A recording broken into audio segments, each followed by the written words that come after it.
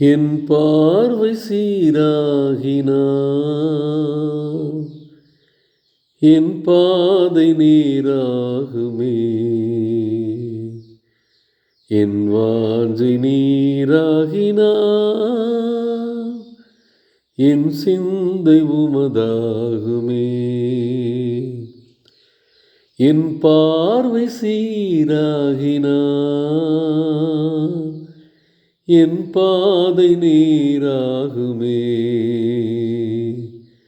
என் வாஞ்சை நீராகினா என் சிந்தை உமதாகுமே. இயேசு தேவா ஏகதேவா என் ஆண்டவா இன்னும் என்னை ஆளவா. என் வாஞ்சை நீரே தேவா. இயேசு தேவா ஏகதேவா என் ஆண்டவா நீர் என்னை ஆளவா. என்னாலும் நீரே தேவா. டியர் ஃப்ரெண்ட்ஸ், அன்பின் வாழ்த்துக்கள். ஆண்டவரும் இரட்சகரும் ஆகிய இயேசு கிறிஸ்துவின் நாமத்திலே உங்களை வாழ்த்துகிறேன். தபசு காலத்தின் நாட்களிலே ஆண்டவரை கிட்டிச் சேருவதற்கான இந்த பயிற்சி காலத்திலே பாவத்தை மேற்கொள்ளுகின்ற முயற்சி எடுக்கின்ற இந்த நல்ல நாட்களிலே ஆண்டவர் தாமே அவருடைய கிருபையினால் அவரை போலாக்குவாராக. குறிப்பாக இந்த காலங்களில் அதிகமாக இன்றைக்கு பேசப்படுவது என்னென்னா, நம்முடைய ஆவிக்குரிய காரியங்களிலே நாம் அதிகமாக வளர வேண்டும் என்பதுதான். அதே நேரத்தில் ஆவிக்குரிய வளர்ச்சிக்கு தடையாக இருப்பது மாம்சத்தின் காரியம் என்பதை மறந்து போய்விடக்கூடாது. அதனால தான் நம்முடைய மூப்பர்கள் சில மாம்சத்திற்குரிய காரியங்களை விட்டுவிட முடியாத சில காரியங்களை விட்டுவிடுவதற்கு பயிற்சி எடுக்கிற காலமாக இந்த காலங்களை பயன்படுத்தினாங்க. இன்றைக்கி அதை நம்ம என்ன சில நேரங்களில் கொச்சைப்படுத்துகிறோம், சில நேரங்களில் அதற்கு முக்கியத்துவம் கொடுக்கறதில்ல. பெண்களுக்கு ரொம்ப மாம்ச பிரகாரமான ஒரு ஆசை இருக்குன்னா, ஒரு எளிதான ஆசை என்னென்னா பூ வைக்கிறது அவங்க மேலே அவங்களுக்கு ரொம்ப ஆசையாக இருக்கும். ஆண்களுக்கு பார்த்திங்கன்னா என்வி ரொம்ப பிடிக்கும். பெண்களுக்கு மாம்ச பிரகாரமாக பூ வைக்காமல் சில பேரால் இருக்கவே முடியாது. டெய்லி பூ வச்சு பழகிருப்பாங்க. சில பேர் பார்த்திங்கன்னா ஆண்களை பார்த்திங்கன்னா கறி சாப்பிடாம மட்டன் சிக்கன் என்வி சேர்க்காம ஒரு நாள் கூட இருக்க முடியாது. கவிச்சி இல்லாமல் சாப்பிட மாட்டேன் அப்படின்னு சொல்லுவாங்க.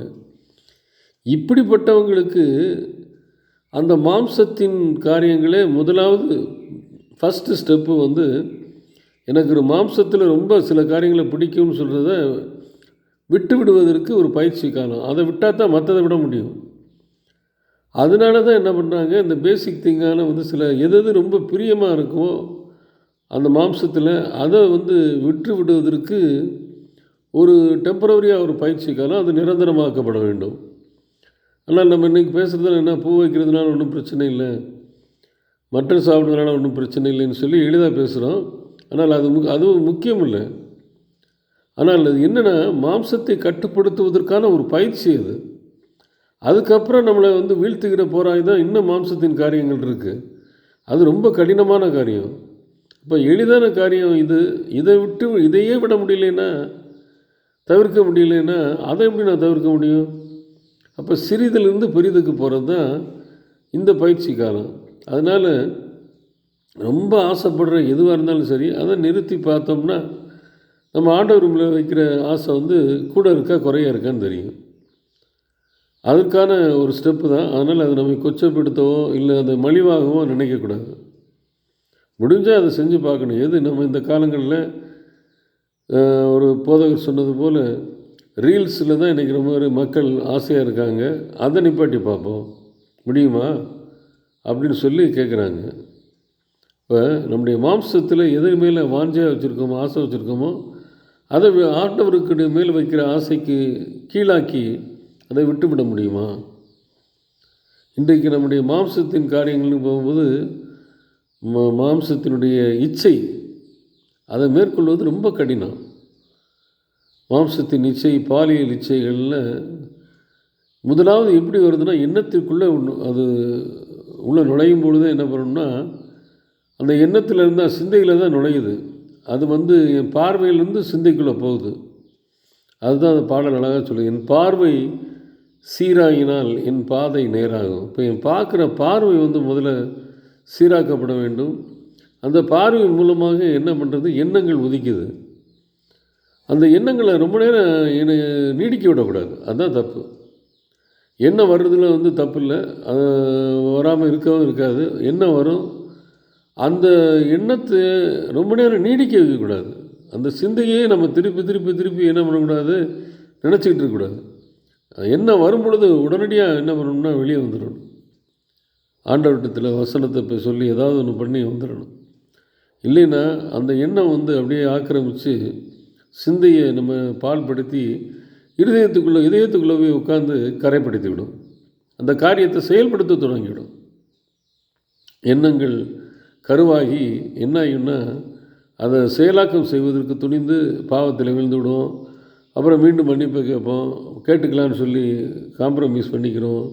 ஆகையால் என் பார்வை சீராக வேண்டும், என் எண்ணங்களை தவறான எண்ணங்களை நீட்டிக்கக்கூடாது. அதைத்தான் யாக்கோபு அழகாக சொல்கிறார் தன்னுடைய நிருபத்தில் 4ஆம் அதிகாரத்தில் 7வது வசனத்தில், தேவனுக்கு கீழ்ப்படிந்திருங்கள், பிசாசுக்கு எதிர்த்து நில்லுங்கள், அப்பொழுது அவன் உங்களை விட்டு ஓடிப்போவான். பிசாசுக்கு எதிர்த்து நிற்பதை முதலாவது சொல்கிறதை காட்டிலும் அவர் எதை சொல்கிறாரு, தேவனுக்கு கீழ்ப்படிந்திருங்கள். அதுதான் ஃபஸ்ட்டு. என்னுடைய சிந்தை எல்லாவற்றையும் அவருக்குள்ளே சரண்டர் ஆக்கிட்டோம்னு வச்சுங்களேன், பிசாசு உள்ளே நுழைகிறதுக்கு வாய்ப்பில்லை. அவருடைய சத்தத்துக்கு கீழ்ப்படியில்லைன்னா பிசாசு உள்ளே வந்துடும். அப்புறம் அவனை விரட்டுறது பெரிய பாடாக போயிடும். அதனால தான் அவர் சொல்கிறார், முதலாவது ஆண்டவருக்கு முழுவதாக சரணடைங்க, பிசாசுக்கு எதிர்த்து நில்லுங்கள், அப்பொழுது அவன் உங்களை விட்டு ஓடி போவான். இந்த பயிற்சியை இந்த காலங்களில் எடுப்போம். மாம்சத்தின் இச்சைக்கு விலகி ஆண்டவருடைய மேல் வைத்திருக்கிற வாஞ்சையில் வளர்ந்து நம்மை சீர்படுத்தி கொள்ள ஆண்டவரே கிருபை தாருன்னு சொல்லி கேட்போம். அதைத்தான் அவர் முதல்ல சொல்கிறாரு, அதிகமான கிருபையை அளிக்கிற ஆண்டவர். அதனால் தேவன் பெருமை உள்ளவர்களுக்கு ஏற்று நிற்கிறார், தாழ்மை உள்ளவர்களுக்கோ கிருபை அளிக்கிறார் என்று அதை கோடிட்டு காட்டிவிட்டு இந்த வசனத்தை சொல்கிறாரு.